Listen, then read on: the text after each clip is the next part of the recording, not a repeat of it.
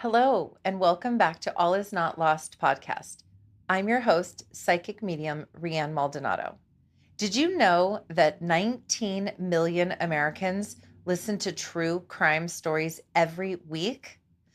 While this podcast isn't necessarily a true crime podcast, today we have a true crime story for you. I'm back in the studio today with my son, Sam, and he is going to tell us an amazingly, shockingly true crime story of something that happened to him and his friends. And we will put a link to the actual news story because you are not going to believe it. So, welcome and join me today listening to our very own personal true crime story right here on All Is Not Lost podcast. Spirit. Does it stay? Does it go? The fact is, spirit does survive death. Our loved ones are all around us. Love survives. Spirit survives. All is not lost. Welcome to the All Is Not Lost podcast. Here's your host, psychic and evidential medium, Rianne Maldonado. Hi, Sam. Welcome back to All Is Not Lost podcast. Hi, thanks for having me again. I am so glad you're here. I absolutely love hosting with you and wish we could do it all the time. I think we would never run out of things to talk about. So what makes today's episode special is normally we talk about paranormal and spiritual and things like that. We don't ever really touch on true crime, even though I am a true crime junkie. My favorite thing to do is get in my car alone and drive my 2 hours to work listening to murder podcasts. But anyway, today I have you here because you have lived a true crime story that is in the news. Yeah. And we're going to link to the news article because no one's going to believe that you actually lived through this. And as you're a mom, when you came home and told me what had been going on, I was in utter shock. So why don't you tell our listeners today your true crime story? Wow. So this has been pretty incredible. I truly didn't think anything like this would ever happen in my life. Yeah, no joke. And while the story itself is very interesting, from my perspective, the crazy part is the buildup and the way in which you don't know what someone's capable of or the people you associate with until it's too late. And how you should treat people because you never know. You never know. And I think I have learned some life lessons in through this situation. So I'm excited to share it today. So it's a difficult story to just begin because there's a lot of moving parts. Right. So you probably have to start with the relationship, how this person even came into your life because of your multiple layers of friends.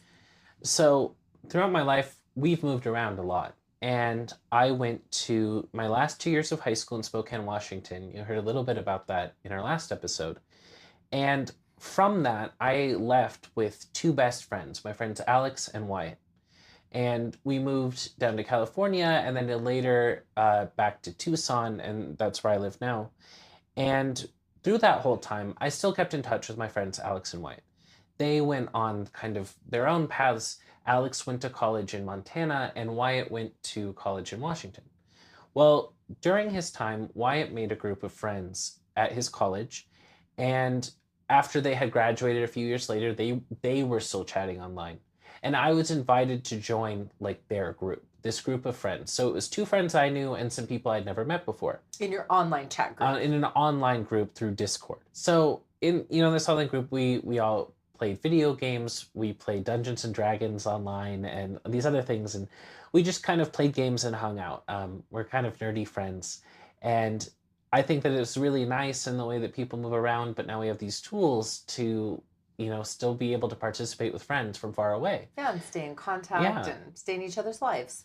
And I felt that as opposed to maybe something like social media, this was nice because we would schedule times and be able to actually do like activities together. Like we had these weekly game nights. Well, I quickly became friends with some of the other people in the group. Funnily enough, One of them, his name is Daz, is now my brother-in-law. That's a whole nother story, but I ended up marrying his sister. So in a way, this group actually changed my life in a couple ways. Yeah. But at the time, most of them were pretty nice guys, and we quickly became friends. And it came out that we'd eventually want to like meet up in person. And that was because I had gotten to know these people pretty well. But I'm going to go back. okay, I want to know if he's in the group already. So only thing was, there was one guy in the group that I didn't like. There always is. Everyone was nice, but there's this guy named Scott. And over the years that we talked, because it was a couple years that we talked before we ever got together, I always felt like I was maybe being a little mean, in that Scott was very socially awkward and sometimes a little rude. And I felt that I wondered why he kind of continued to be in the friends group. And I felt that even when he would say something that wasn't very nice, everyone would kind of give him a pass. And I didn't know what their relationships were before I had come in at the end. So I also didn't really feel like I could say anything. Sure. I just kind of assumed, well, maybe it's a little weird, and they try to be nice to him and keep him around. So he also kind of seemed like he started the online group. Like he had the permissions in Discord to manage the group or something. And so I also felt like, oh, maybe he's a founding friend of this group. So you can't kick him out of his own group. Yeah. So honestly, I think it was just that Scott was just honestly kind of not a very fun person to be around, but not like the worst you've ever seen. And I didn't talk to him very personally. We were on like the voice chat a lot, so there's a lot of times we're all talking via voice. And I would talk to some of the other guys, but I never like had a conversation with Scott like, directly. Hey, Scott. No, Okay. not once. I had nothing to say to him. But we continue like this, and I'm only getting like context clues about Scott. Like, who is he? What's his background? I never asked anyone directly because it didn't really matter. But I got a couple things. One was he would always say that he had assets. And I was a little unsure what this meant. I mean, we were 4-5 years out of high school. It seems strange to me that someone would talk about all these mysterious assets they have, and how if they traded them in or something, like they'd have enough money to buy a house or whatever. Okay. Sometimes my friends, and my mom knows this, they're always competing for like everything, and especially how much money they have. So I kind of wrote it off that, maybe he's just bragging about something he has. The other aspect I hear about is that he wants this relationship with some girl. I really don't learn much about it, other than he still is interested in some girl who seems to be ignoring him. And was she like at his college? I don't know. You don't know anything about her. At this time, I want to say I don't know anything about her. But he's saying these things, alluding to this girl, not like you're hearing it from your other friends.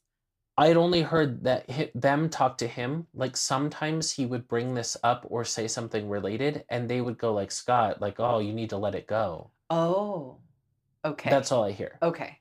And again, I'm like, okay, so he's got some personal business. I don't know. And everyone was still pretty nice to him, like, but it happened a few times of them telling him to like stop worrying about this. Interesting. And so at that point, I'm like, I just don't like him, but I don't think there's like anything crazy. So they organized this get together. And maybe it's funny in terms of our like modern life to like meet people you've met online in person. But my friend Wyatt was going, who has been a longtime friend of mine. And Wyatt knew Scott in person. And Wyatt knew all of these people from college, and he'd known them in person for years. They now live in different places, but he'd known them for 4+ years. Okay. I felt like in some way they're not total strangers. They're not like someone we've only heard their voice, now they're going to show up. Right. Everyone here. Not like you're being catfished. Yeah. Every single person had hung out in person many times except for me with them. Okay. So I felt like I was just joining a group of people who knew each other, and I knew one of them. And that felt kind of, pretty reasonable. Yeah. And so one of the guys, his name is Talon, his family owned a house on the coast in Washington State, in kind of a remote area, and also because this was wintertime, the town was empty So like because off season. it was just a complete off season for this little resort town where there's a lot of Airbnbs and a lot of fancy homes built right up on these kind of sand dunes that lead up to the ocean. Okay. And they say, oh, this winter, no one's using this family house. We're going to have this get together. And I was really excited. Because I lived in Arizona, I didn't have any friends like here at the time. And so I really had spent a long time since I'd seen another friend in person, and I And wanted you to love go. cold weather. And I loved cold weather. It was going to get to go to the ocean in Washington in the winter. This sounded really fun. Yeah. And I had become good friends with a lot of these guys. So we head up there, and I meet my friend Talon at the airport in Portland. He lived on the Washington side. Portland's on the border. He lived on the Washington side, but he picked me up in that airport and a couple others.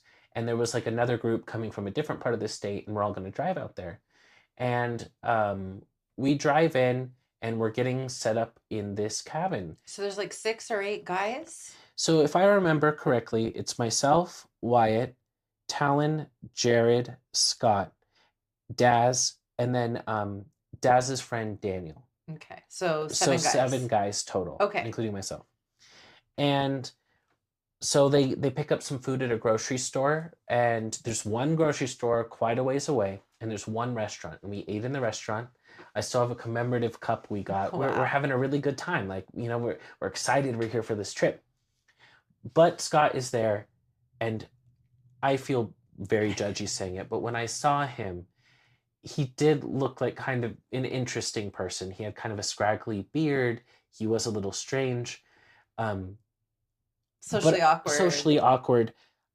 Again, I'm not going to be the person to like treat him differently. Sure. Like, I was never mean. But you got a vibe. But I got a vibe. You got to trust those. He was even stranger seeing him in person Okay. than just his voice. And I feel like later when you see the mugshot, you'll understand what I'm talking about.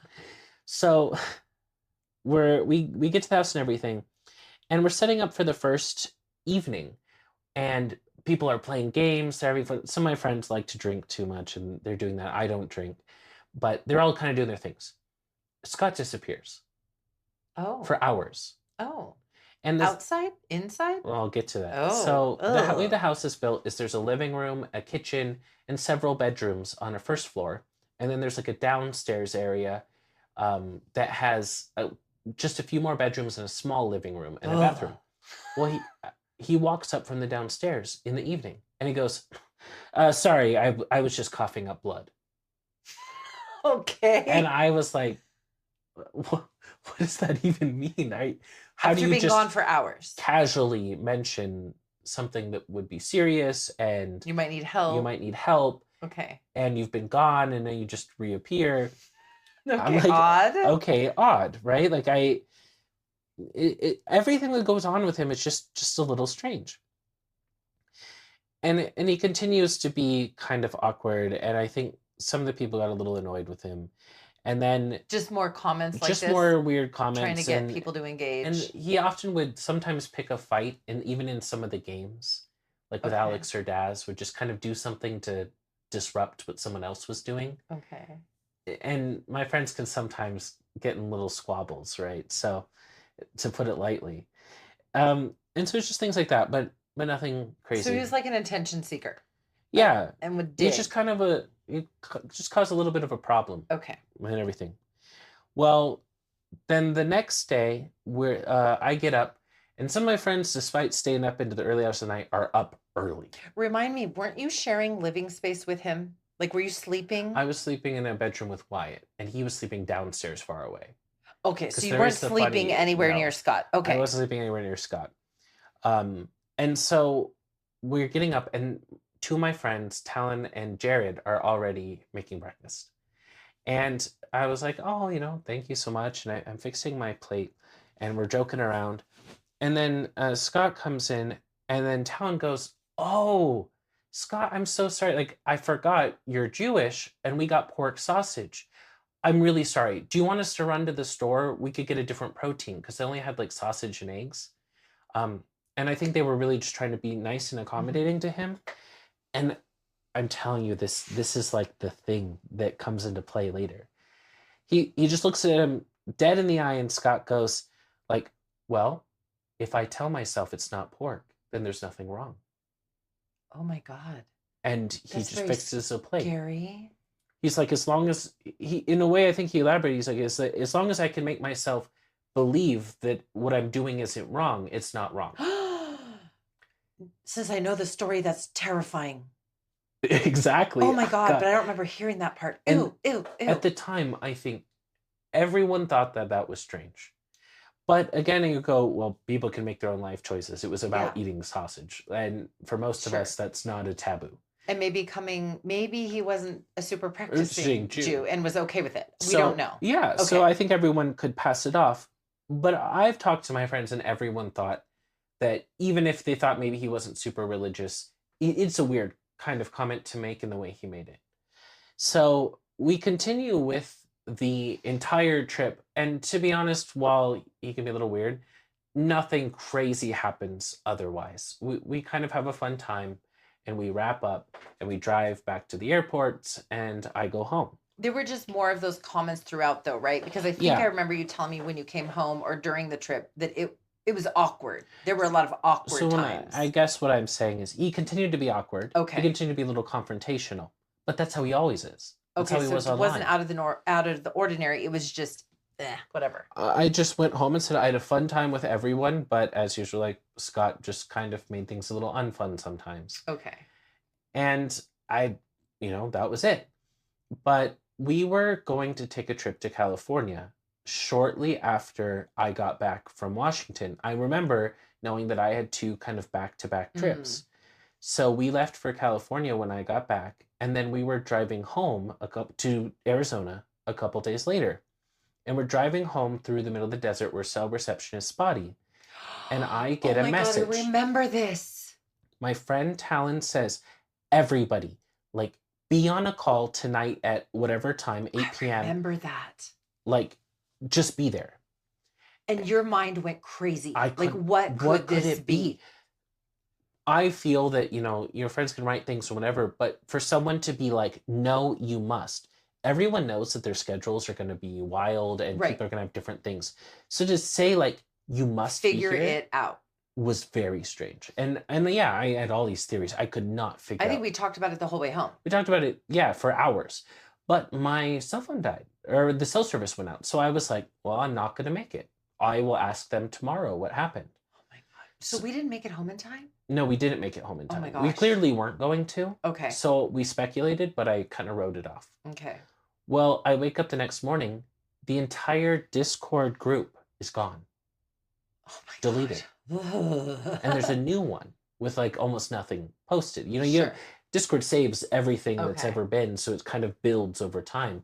There's nothing there now. And I'm like, so what's going on? I message. Well, I don't remember exactly who I talked to. I remembered better in the past. Yeah, I think it was Alex. But ultimately, I received news that Scott has been arrested. Oh my God. And slowly this story starts to unfold. And it's crazy. So I get the news that Scott's been arrested. And I remember in my conversations, I did talk to Daz as well, who in a way was closest with Scott. Okay. Scott's dad called Daz. That's right. And this is what initiated everybody kind of knowing the situation. Scott's dad calls Daz and is very cryptic and asks him, or says that Scott is in trouble, and asks if he will write a letter. A character letter. A character letter. But he doesn't call it that. He's very vague. Scott says very vague. So Daz is a little confused, but Scott was his friend, and Daz felt like he maybe should do it. So he begins. I don't remember exactly what happened, but Daz gets another call from the dad, and this time he elaborates further that Scott's in jail, and they need this character witness and all this stuff. And so I think everyone started doing some more research. And when they found... Because Daz was probably worried about writing a letter, not knowing what the crime was. And yes, so Daz kind of tells some of the other guys, and they start doing some investigating on their own. Well, he's just not sure what to do. It was very weird to talk to the guy's dad. He's never talked to his dad before. It's really strange that he gets a phone call. Yeah. Well, they find like the indictment, and it's insane. So it was from the FBI because it was a federal case. Federal case. And ultimately, like, here's what happened. So just a few months prior to the event, To you sharing to us going a into this cabin with a murderer. Actually, I'm going to back up a little bit. Okay. So it was sometime earlier, maybe a year or more earlier, he met a girl online through a Facebook page for some anime. Right? Oh boy. They're anime Facebook moderators. Oh. So you can already know Yeah. this is already... Make some assumptions. Yeah. And they quickly form a relationship, and she agrees to come visit him in California. I don't remember where she's from, but some other state. So he's living in California. So I'll give the context. He lives in Beverly Hills. His Okay. parents are quite wealthy, and he lives in Beverly Hills, California. Okay. And this is all public record, so we're not giving yeah, away you could anything. read this Yes. in the FBI's statement. We'll link to some of that. Mm-hmm. So she agrees to come visit him in California, and it doesn't go well. So initially, my friends knew that she came out to visit him. She ended up going home early and then didn't want to talk to him after that. So I know in their mind, they didn't know exactly what happened. And obviously he feels cheated from the situation. But I think they were like, you need to let it go. Is this the same girl then that in your Discord chat, when he would be talking about her, your friends would say, you need to move on, Yeah. let it go? I Okay. didn't You didn't know back I didn't then? know any of these things, and they're all coming together at this moment. So yes, she had visited him, left. He had called her family, and her father got on the phone and told him to stop calling. Wow. Nobody knew any of that. Sure.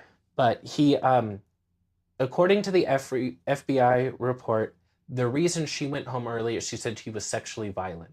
That he tried to pressure her, and it got violent. Oh my God. So she got on a plane and came home. Okay. She called her parents. I think they got her like a hotel, and they got her on a flight. Wow.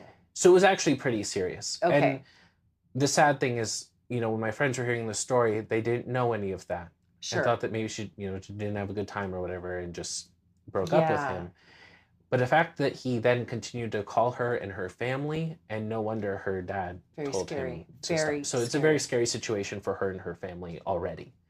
I can only imagine how horrible Right. that You was. have 4 sisters. Imagine if somebody was doing that to her. It would be awful. And that, she thought she was going there because she genuinely thought she liked him. And then their Yeah. first encounter, this happens. That's He awful. obviously had some issues. Right. So that's the background.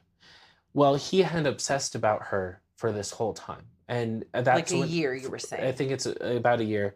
And he's continuing to talk to my friends and wants them to, in a way, support that he still has hope for this relationship. And they don't know anything. And they don't know anything. they And don't so know how they're bad trying it to be was. nice, but also trying to tell him, just let it go. So just before we went to the cabin, like a week before, he had $13,000 in Bitcoin. Oh my God. And that is what he was referring to when he talked about the His assets. And, if he had saved that, it would have been worth millions today, back then. But back then he had it, and it's worth $13,000. And that he had bought over the years. And so he had taken that money, and he went on the dark web and tried to find a website for murder for hire. That's unbelievable. Which is absolutely insane. It still baffles me that there is a dark web that's actually a real thing. It sounds so conspiracy theorist. It sounds old people. But you hear about it enough that it really is does there, exist. and bad things happen. But when you told me that, your brain just was like, what? I don't even, like me, normal, average mom, Yeah. I don't even know how to get on the dark web. So, I don't want to know, but I don't like know. as just a computer aficionado, Yeah. I've done it. It's actually just a certain browser that you use. Okay. But and there are some things that aren't bad. Like MIT has a website on there Oh, All it is that everything on the internet is considered like indexed, meaning when you go to Google, it can find a website from a search. okay. But that's only a small percentage of the internet. The majority is unindexed, meaning you have to type the specific URL. That's the dark web. It's You have to know what you're looking for. You have to know, and so people can be very secretive. There are websites that are only open at certain times of day Okay. with certain passwords. There's all of these, essentially becomes this greater mystery, and there's all these conspiracies, but it's something that can only be accessed by knowing direct links. So you have to go Interesting. somewhere else to even learn That there's a link available. to something. You got to really know what you're looking for. So what's easily accessible are like chat rooms. And then people in those chat rooms share information to get to Oh. deeper parts. Okay. That's how, so what Scott does, he goes on through here, and the whole point of the dark web is to try to be anonymous. Anonymity. And while now it's like an investment, initially cryptocurrency like Bitcoin was to be anonymous. When you spend it, it's put into this, like, they call it a washing machine, where it's put in with everyone else's money, and people withdraw their amounts from the pool. So the money isn't traced back to you. So you can't trace back to you and what you did with it. Yeah. So Okay. that's what he's trying to do to cover his tracks. I see. Well, he finds a website that claims that they do murder for hire. Oh my God. And of his 13,000, he spends 12. And To kill the girl. to kill Hire this someone to kill the girl. that he had flown up to California and is Oh now my no longer talking to him. And even in the FBI report, it says he briefly dated. This was very short. So he agrees, he sends them $12,000, and he uploads a photo of a tattoo that she had that would have been under clothing. Oh no, I'm sorry, I'm gonna back up. He uploads photos of her and her information, and he says, send me a picture of the body with this tattoo. And everything that he writes, and you can read this in the report, is very cold and analytical. And that's what I wanted you to bring up, was I remembered you telling me some things that were very like robotic and strange in his very transactional writing. The big one that he wrote was that when the father called him and told him to stop calling, he said, consider this matter closed. And that was his code for I'm was going to have her also what murdered. he said later in an email with the potential hitman. Okay, so he goes on the dark web. He Yeah. searches for murder for hire. He finds somebody who says, "I'll do it." I'll do it. He pays them the money, and he says, I want evidence. I want you to show me a picture of her corpse, and then this identifying tattoo, which I think was obviously used against him. The fact that he very clearly wanted her dead, and he wanted proof of her death. And he wrote it. And he wrote this down. Oh my God, how scary. What this website was not murder for hire. They were scammers and gray area do-gooders, in that what they did is they took his money, Okay. but then they sent a tip to a newspaper in California. It wasn't directly to the FBI. No. Oh. So what they do is they would bait people Okay. into giving them money, and then they would tell Rat on on them, them. but they keep the money. Okay. So, you can have your opinion on that, but it's Yeah. just an interesting thing they did. I didn't know that. So they reported it to a newspaper, who immediately called the FBI. Oh. So the FBI poses as the people from this website. So they worked with the dark web people, or they set up their own. The people who are on the dark web disappeared. The FBI obviously is incredible, because somehow they were able to get in and impersonate the people he was talking with without making him aware. Without showing any difference Yeah. in And they communication or anything. They had no access to the group that took the money. Okay. So the Unless they FBI secretly couldn't do. find that group, Oh, interesting. but they found they got in communication with Okay. Scott. So what they do is they say, yes, we'll do it. They went out to her family and warned her and her parents, and they staged her as a dead body. She had to dress up, and they had to stage a photo of the tattoo Oh my God. to make it look like she died. I thought, how incredibly horrific. Oh my God. But it's what they had to do.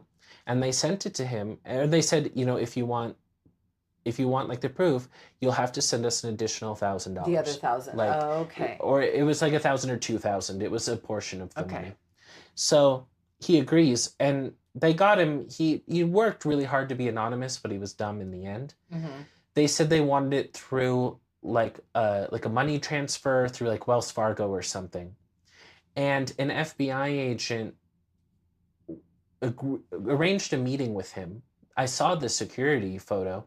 He goes, he buys this like money order, and then he meets the FBI agent, Oh my God. and then they take him in. They arrested him right then on the Yeah. spot. Oh my God, I had no idea. And he had written to the murder for hire people all these very cold and negative things about women, and I thought it was really funny. A female FBI agent is the one that did all this and caught him. It was You a can female read her agent? report, and she totally took him down from start to finish. Wow. Wow.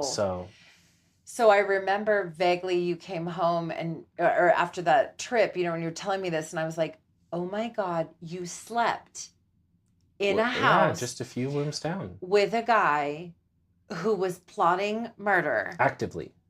in the moment. Yeah. And your intuition from moment one was, I don't like this guy. There's something off about him. But I remember we had discussions about how we justify our feelings or we don't want to hurt people's feelings. Yeah. And this happens a lot. This happens to people and then they get victimized. That we feel funny about somebody, but we don't want to be rude, or they're friends of a friend. So we're like, it's just me, or, oh, I'm just being judgmental or whatever. Well, we have to remember that we were programmed to be judgmental. And Yeah. I don't mean that in a negative, nasty way, but we judge every single day. Do I take that road or that road? Do I walk down that alleyway or not? Do I go to this bank or that restaurant? Like, our brain is constantly judging. Our body, you knew you had vibes about this guy Yeah. when it was literally just online. And then you stayed in a house with him.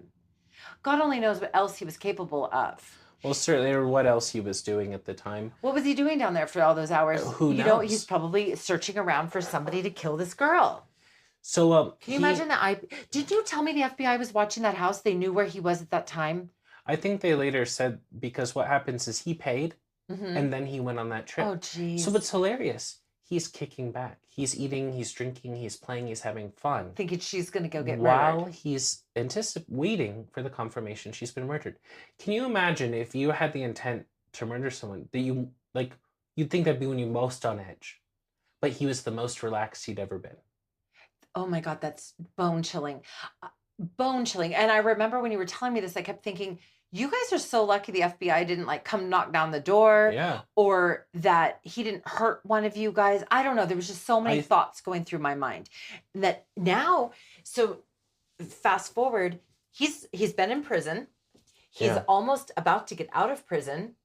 And you guys never wrote character letters. So I do want to Right? say one further thing is that Daz didn't write the character letter. He has a second charge, and I think it was dropped because he pled guilty, but he attempted to influence witnesses from jail with money. He was having people called, including Daz, and offered money to write more of those character witnesses or provide him an alibi. And they caught him through the phone calls. God. And again, he thought he was so smart, but What he a was moron. dumb in the end. But yeah, he continued. And so what this proves to me is that when he's caught, he doesn't even feel guilty. No. He was trying to orchestrate a way to get out of jail while in jail. What's even scarier beyond that is he gets out next year. And that's what I'm saying. He So- only got 5 years, right? He got 5 years plus he had been in prison for a year waiting trial. So he was in prison starting in. So if our editing is a little bit weird right in this spot and our energy seems different, full transparency, we just had to pause to call the police. And the neighbor was yelling horrifically at a little girl the same age as my youngest daughter and saying things I could never imagine saying to a child. And this isn't the first time that they've had the police called on them. And so while it feels awful to come back and continue recording, unfortunately, the police talked to the family and the little girl, and we heard everything through the screen, and they decided to leave. So there's a lot of feelings going on right now because we're really worried about this little girl. It's not the first time. And I really hate for her to become a statistic as we're sitting here talking about true crime. So we're a little shaken. Anyway, we're going to finish the story about Scott. Just know that our energy is different for that reason. And if we find out anything, hopefully that the little girl gets some help, we would update. So I think where we were leaving off was when I was commenting that Scott only got 5 years, but he was, if I understand correctly, in prison already for a year awaiting trial and all of that. So he's potentially going to get out next year. He's being held in California, correct? Yeah, as I understand, he's in federal prison. They charge it as a federal crime because it was over the internet, so it's considered crossing state lines. Oh, okay. And so it was some of the state penalties for even attempted murder for hire are much higher, but the federal one's a little lower. Oh, that's And I right. did some research on that. I also heard, I can't speak to the absolute validity of this with my friends, that Scott's family are fairly wealthy and they were able to hire some big Hollywood attorney that has defended some other people in the area. So to help get some lesser And charges, maybe. they got the charge down a lot.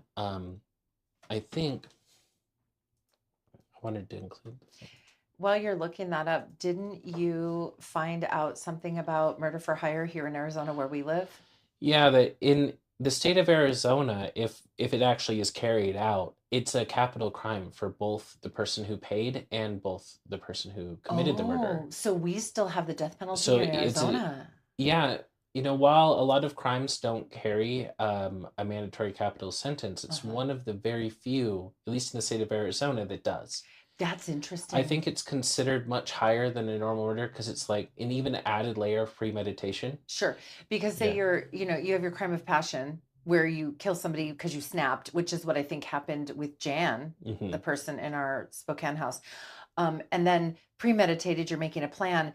But to go through to find somebody else to hide your crime, to do your crime for you and pay for it is a next level sinister. I think absolutely. They say that here from a public information officer from the FBI in the Central District of California, it reads, quote, Burkett's crime was not a momentary lapse in judgment, but a premeditated plot to kill the victim because she rejected his advances.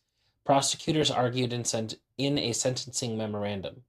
While attempting to take a life is serious enough, Burkett's chosen method of carrying out the crime, using the dark web to hire a hitman and cryptocurrency, speak to his sophistication, meticulous planning, and attempts to anonymize his illegal conduct in the commission of this offense, and are aggravating in nature.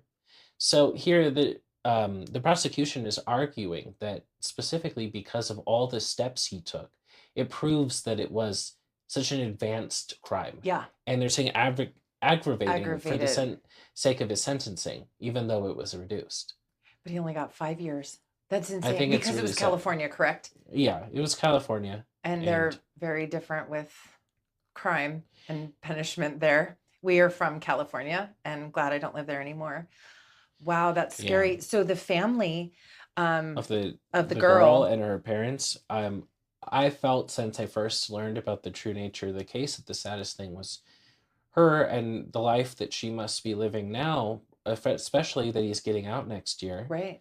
How's she Um, ever going to feel safe? how would you ever feel safe knowing Ever. this happened to you, and then worse off that the offender is It's free. free And he could do it again again. in a very short time? And I know that you guys have thought about you guys as friends, quote unquote Yeah, friends, staying in that house with him on the coast and also not writing letters. no one did. No one did. That if this guy is as sick as he seems to be, not to be dramatic, but he could absolutely be angry at you all, I think so. at at least at the people that he asked to write letters for him.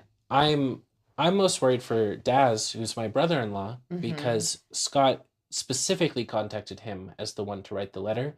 And in a later phone call, after finding out this information, Daz had to refuse to his father to do it.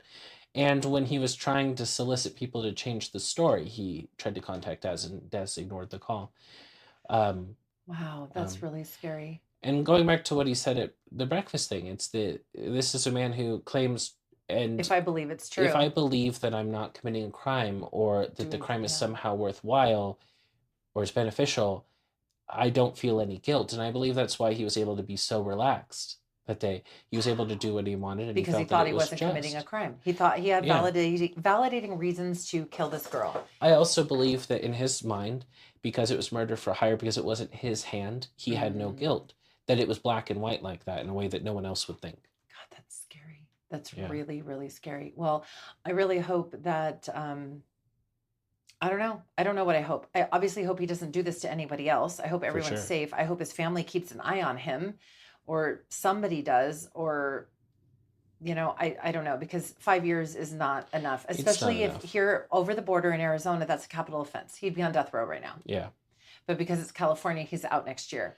I would say it just is federal, even though it's in a Oh, court yeah, look that's in right. California. That's right. But yeah, had he found someone In Arizona and Arizona paid and them was in in Arizona. person, that's what the crime would Thank have you been. for clarifying. You're right. I'm wrong. Federal. So federal is less than anyway. But ew. It's absolutely terrifying. You never know. Yeah. You don't know how people are going to act. And like you said earlier, it was this thought of someone who, from the very beginning, felt, off, made vague comments that were somewhat concerning, and everybody tried to give him a pass. And it Yeah. actually, in a way, facilitated this crime. He Look was what talking about the girl. Oh my God. And you guys unknowingly, that's really scary. And you guys still talk about it sometimes to this day. It comes up, right? More Yeah. like, we can't believe we were in this. When it comes to, they won't even say his name. They call him like, they call him Voldemort from The guy who will not be named. because he's the guy who won't be named. Like, they don't want to say his name. It's just done. I mean, to my friends, they deleted that whole thing, started a new chat, and said he doesn't even deserve to be named again, even though they'd been friends with him for years. I mean, it was so clear cut. The evidence was, there was no doubt. I think that's why he ultimately had to plead guilty. He was caught red-handed by the FBI. With it all in writing. Let me ask, Wyatt was the closest one to him. Wyatt pretty much brought him into the group. Looking back, does Wyatt remember having any vibe, any instinct? Was he just trying to be nice, or was he oblivious to it all? I don't remember exactly. I know I asked them in a group, maybe not Wyatt specifically. I was like, I just always thought, I had a hard time with it. I didn't know why you guys kind of gave him a pass. What'd they say? And yeah, they just thought he was a little weird. And they said that he had started the group, so they felt like they couldn't like kick him out of his own thing. And it would be And they mean just- to go yeah. start your own. And everyone tries to be nice. Sure. I think most of us try to be nice. But lesson there, listen to your gut. Yeah. Listen to your gut. And I also feel, I'm like, man, how can I blame that girl for going to visit him when I went to a cabin and visited the same guy? That's a really great point, because a lot of people do victim shame. Yeah. Girls shouldn't have been wearing this, or they shouldn't put themselves in that situation. Especially meeting people online. Absolutely. But I value that you as a man just said that. You literally went and stayed in a cabin with people you didn't know. Yeah. So you can't shame her. And no one deserves this. Even if they put No. themselves in a bad situation, no one deserves to have this happen to them. And that's what I think. I think, in a way, in our modern world, we'll probably meet people online. We're going to have to. Yeah. It's the way that things are going. We work with people people- online. We do meetings online. Companies now have employees all over the world. Yeah, I'm like, one, I wouldn't have met my wife if not through the exact same circumstances that I met Scott. So, lesson is trust your gut. I think so. I think Trust ultimately your that's all gut. you have. And don't push it down. Don't ignore it. Don't justify it or rationalize it away. If something or someone doesn't feel right, and this goes back to less true crime and more of my spiritual side of All Is Not Lost, is you have this internal compass. You're born with it. Stop ignoring it. Yeah. When you're little, people tell you to ignore it, or, oh, that's not real, or don't worry about that. But you feel something inside, you need to listen, because it's there for a reason. Absolutely. Well, thank you for sharing that story. It's hard not to say goodbye now with a yucky feeling, especially with why we had to pause the show for a minute. But also the story itself is terrible. Thank God the girl is alive. And with her family. Yep. And that those gray hat people on the dark web were able to tell the news. And hopefully there's more people out there that do things like that, because I guess there's never going to be a shortage of psychos that want to do things like this. So we need the people who stop them. Absolutely. And the FBI agent, thank her for playing the Yeah. part and taking down this guy. Good on her.